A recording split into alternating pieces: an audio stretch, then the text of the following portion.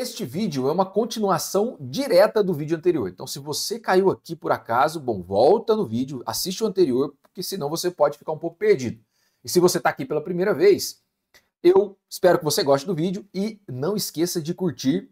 E se você gostar de todo o conteúdo, acompanhe o canal, ative o sininho para você receber todas as novidades. Pois bem, vamos falar então de variáveis. Nós definimos que existem três tipos de variáveis, ou três grupos de variáveis. Quando nós falamos de numérico, e se vocês observarem aqui nos exemplos que eu dei, você possui então variáveis que são do tipo inteiros, e você também tem variáveis decimais. Quando nós falamos de texto, nós podemos falar que nós temos textos, mas também nós temos letras. E aqui nas variáveis lógicas, nós temos o tipo booleano, já que eu falarei um pouco melhor. Mas e por que é importante saber o tipo de dado que queremos trabalhar? Porque justamente o que eu mencionei no vídeo anterior, a memória é composta por gavetas de tamanhos iguais. A depender do tipo de dado que você vai trabalhar, você precisa selecionar uma ou mais gavetas para acomodar esses dados. E como que então o seu software sabe quantas gavetas você vai utilizar? Será que você tem que dizer a quantidade? Porque isso seria muito complexo, né? Imagine que você tem, ao mesmo tempo que você tem um nome, que pode possuir até 20 caracteres, ou você tem um diálogo com centenas de caracteres.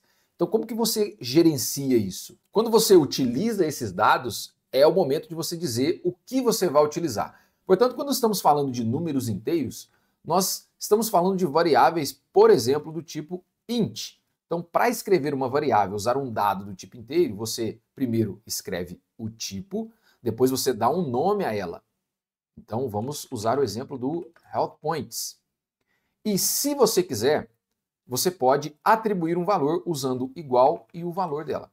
Beleza, esse é o valor inicial da variável. Então, isso que nós fizemos aqui, nós estamos inicializando uma variável. Por que eu preciso de um nome? Voltando ao exemplo das gavetas, nós temos muitas gavetas dentro de uma memória. E cada gaveta é identificada por um endereço.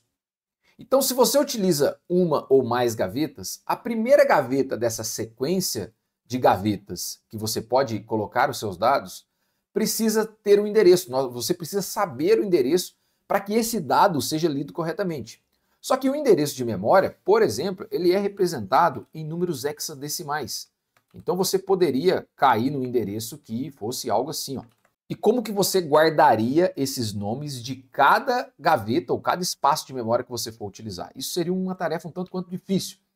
E para isso, de uma forma bem mais inteligente e humanamente legível, você pode definir nomes. O que acontece é que o seu compilador, que é o programa responsável por gerar o programa a partir do seu código, é um pouco confuso, mas existe um programa que gera um programa a partir do código que você escreve, e isso se chama compilador.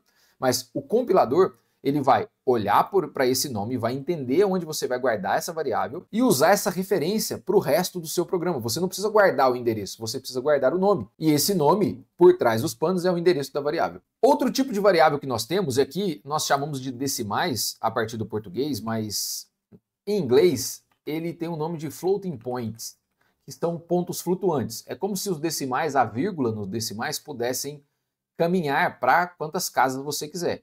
E lembrando que em inglês também, os números decimais são representados por ponto e não por vírgula, como nós utilizamos no nosso sistema numérico.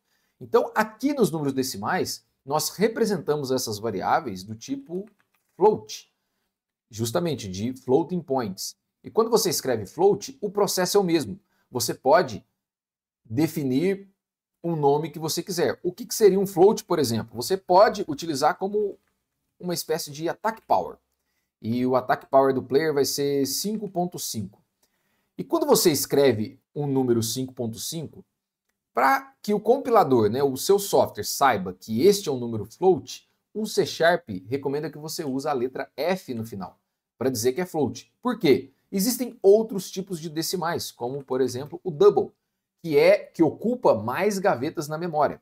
Então aqui você poderia utilizar, por exemplo, um número que representa o loot épico de uma caixa. Então você pode usar o Epic Loot Chance e usar um número muito pequeno para definir um valor.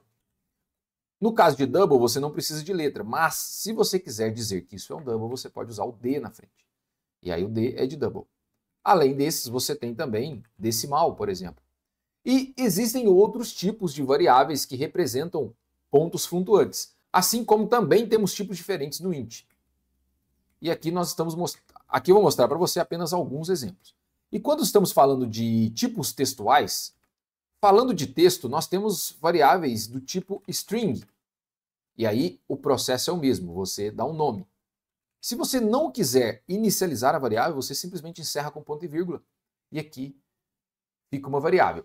Mas caso você quiser colocar o nome, lembrando que quando é uma string, que são múltiplos caracteres, você usa aspas duplas e coloca o nome que você quiser. No caso de letras, você tem o tipo char, e você pode dizer, por exemplo, que o rótulo da porta, a porta é A, por exemplo. Então você usa aspas simples e usa a letra que você quiser. Esta é a maneira de você usar letras únicas. Você não pode escrever mais coisas aqui porque ele não aceita. Você só pode escrever uma letra. E aqui, um dos tipos mais importantes que nós temos e vamos utilizar demais é o tipo booleano. Porque tudo que você vai verificar que existem dois estados, ligado, desligado, aberto, fechado, entre outras propriedades que você precisa, se, por exemplo, o player está num ponto diferente ou um ponto mais alto do que o outro, ou se ele está em cima de um... Enfim, existe uma infinidade de possibilidades de você usar variáveis booleanas. E como que você representa elas? Com o tipo bool. Então, fazendo o nosso exemplo, is door open.